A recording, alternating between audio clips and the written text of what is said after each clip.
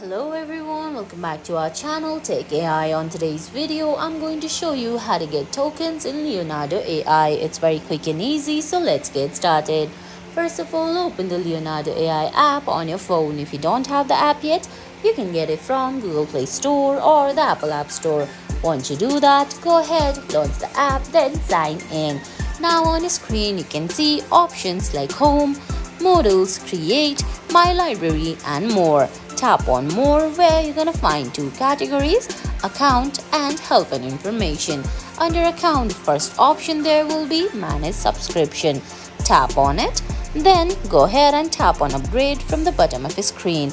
Now there you can see there are a few categories like Yearly, Monthly, and other subscription packages. Go ahead, select one of those.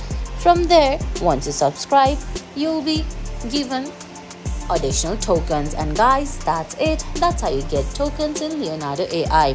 I hope you found this video helpful. If you did, please give it a thumbs up, leave a comment, subscribe to our channel, and hit that bell icon. See you in the next video. Thanks for watching.